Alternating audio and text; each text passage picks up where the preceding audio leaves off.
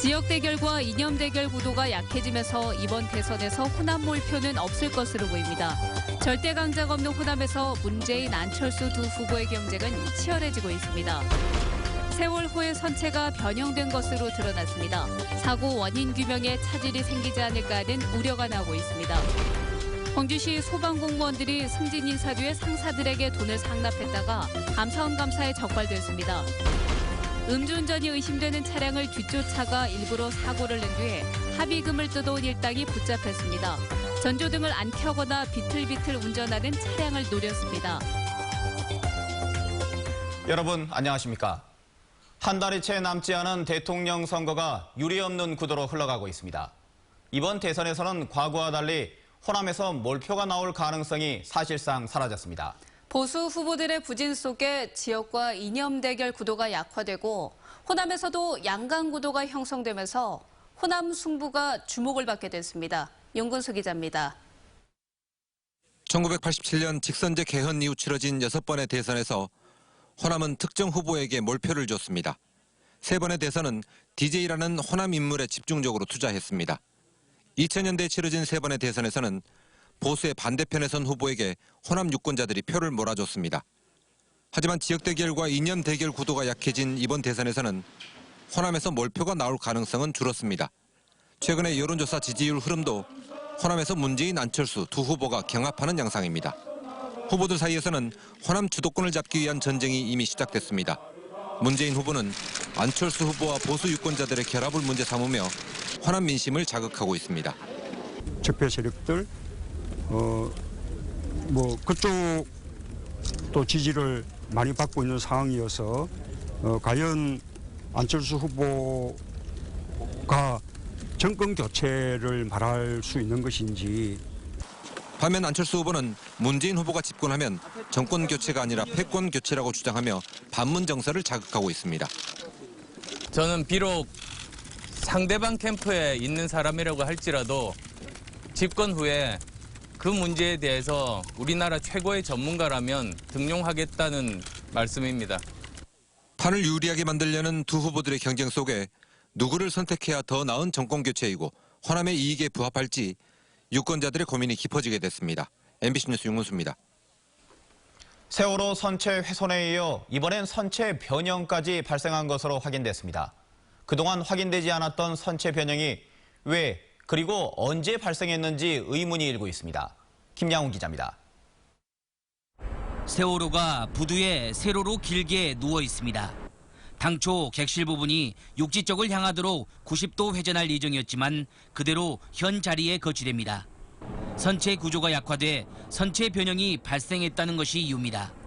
추가로 변형될 우려가 있고 안전성을 확보하기 어려울 수 있어 더 이상 이동하지 않고 현재 위치에 거치하기.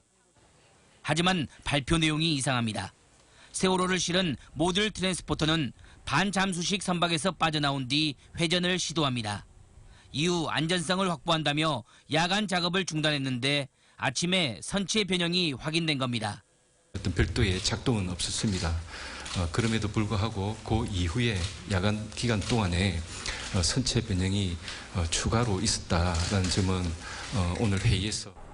해수부는 세월호 침몰 당시부터 인양 과정까지 전반적으로 선체 변형이 발생했다고 밝혔지만 운송 장비 시험 테스트 과정에서 발생했을 가능성이 가장 높습니다. 무게 측정과 무게 중심을 잡는데 수차례 실패를 했는데 이 과정에서 힘이 과도하게 전달됐을 수 있습니다. 모듈 트랜스포터 운송 능력도 의문입니다. 세월호 운송에는 양끝 2줄에 60축씩, 가운데 6줄에 각각 80축씩 600축의 운송 장비가 투입됐습니다. 축수와 장비 기종이 다르다 보니 회전각이 차이가 나 90도 이동에 문제가 발생할 수 있습니다. 그 결정이 과연 올바른지 잘못된지 하는 것은 나중에 시간을 갖고 제가 확인할 수 있는 일이고 하겠습니다. 세월호 선체 훼손에 이어 선체 변형까지 발생하면서 세월호 사고 원인 진상규명은 갈수록 어려워지고 있습니다. MBC 뉴스 김양훈입니다. 광주의 소방공무원들이 감사원 감사에서 무더기로 적발됐습니다. 승진한 소방공무원들이 돈을 모아서 상급자에게 전달한 사실이 드러난 겁니다. 김철원 기자입니다. 지난 2015년 광주시 소방본부에서 승진 인사가 있었습니다. 일선 소방서 과장급인 소방령으로 승진한 공무원 5명은 승진 인사를 해야겠다며 돈을 걷었습니다. 한 사람당 100만 원씩 500만 원을 모아 소방본부장에게는 300만 원을 주고 과장들에게는 50만 원씩을 주었습니다. 감사원 감사 결과 이들뿐만 아니라 2015년과 2016년에 승진한 광주시 소방공무원 11명이 이 같은 방식으로 돈을 모아 상급자에게 전달했고 상급자 8명은 돈을 받은 것으로 드러났습니다. 감사원이 이들을 징계할 것을 광주시장에게 요구했지만 정작 당사자들은 일명 승진턱을 낸 것뿐인데 징계 처분이 과하다며 감사원에 재심을 청구하는 등 반발하고 있습니다. 개인적으로는 큰 영예로 그렇습니다. 그래서 너무나 기뻤고 그래서 그때 당시 그 승진자들이 이 기쁨을 소방서나 본부 직원들과 함께 나누기 위해서 회식비를 좀 거뒀습니다. 감사원은 또 가짜 지출결의서를 만드는 방식으로 1억 8,700만 원의 농업기술센터 세출금을 횡령한 사실이 적발된 곡성군 공무원에 대해서는 파면을 요구했습니다. MBC 뉴스 김철원입니다. 시간제로 일하는 초등학생 돌봄 교사들을 교육청이 무기계약으로 채용할 방침입니다. 그런데 정작 해당 교사들은 교육청의 방침에 반발하며 농성에 들어갔습니다. 어떤 사연인지 이미지 뉴스 리포터가 취재했습니다. 방과 후 맞벌이 가정과 저소득층 자녀들을 돌봐주는 시간제 초등 돌봄 교사들이 색종이와 연필 대신 피켓을 들었습니다. 광주시 교육청이 올해부터 시간제 초등 돌봄 교사를 무기계약직으로 채용하기로 했는데 문제는 공채 절차를 거치겠다는 겁니다. 공채가 확정되면 시간제 초등 돌봄 교사들은 가산점 혜택 없이 시험을 봐야 합니다. 이미 학교장 공개 채용을 통해서 검증이 된 그리고 경력이 이미 갖춰진 인원인데 다시 한번 무기계약 전환을 위해서 시험을 본다는 것은 말이 안 된다고 생각합니다. 시간제 초등 돌봄 교사들은 3, 4년 전 돌봄 교실 수요가 크게 늘어나면서 주로 지역 아동센터를 통해 민간 위탁 형태로 도입됐습니다. 그런데 위탁 업체에 따라 교육의 질이 다르다는 학부모들의 민원과 고용을 안정시켜달라는 돌봄 교사들의 요구가 이어지자 공무직 전환이 진행됐습니다. 오랫동안 일해왔던 돌봄 교사들은 고용 승계를 보장해달라고 요구하고 있지만 교육청은 관련 근거가 없어서 어렵다는 입장입니다.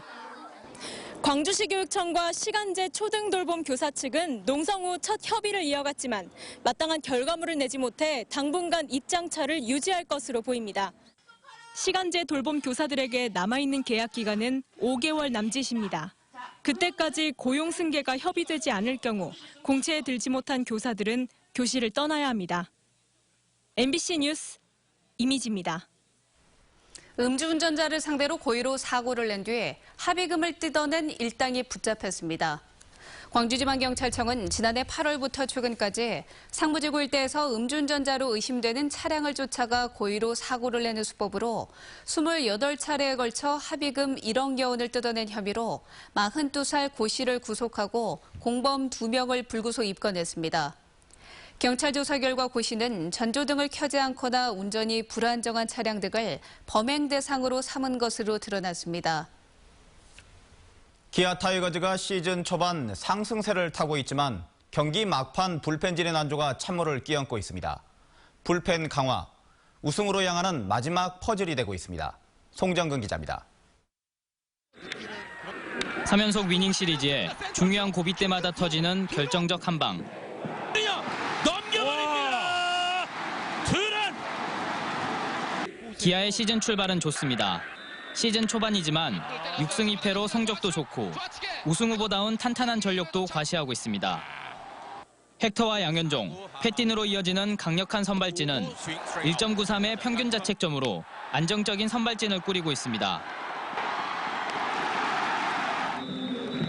타선 역시 아직 터지고 있진 않지만 최영우와 나지완이 묵직한 존재감을 과시하며 상하이 타선 가릴 것 없이 쉬어갈 틈 없는 전력을 구축했습니다. 문제는 불펜. 8경기를 치른 현재 구원진의 평균 자책점은 10.45로 최하위. 특히 마무리 임창용은 지난주 하나전에서 블론 세이브 등 이틀 연속 난타를 당하면서 찜찜한 뒷맛을 남기고 있습니다. 쉽게 잡을 수 있는 경기를 불펜진 난조로 뒤집히거나 어렵게 풀어나가면서 시즌 초반 상승세에 찬물을 끼얹고 있는 겁니다. 우승 후보권에 계속 머무르려고 한다면 가장 크게 문제점으로 지목받고 있는 마무리 투수와 불펜진의 어떤 보강이라든가 거기에 대한 숙제가 좀 풀려야 되지 않을까. 올 시즌 2년 연속 우승을 이룬 두산의 강력한 대항마로 꼽히는 기아. 우승으로 가는 길목엔 불펜진 강화라는 해묵은 숙제가 남겨져 있고 변화의 시점이 점점 다가오고 있습니다. MBC 뉴스 송정근입니다.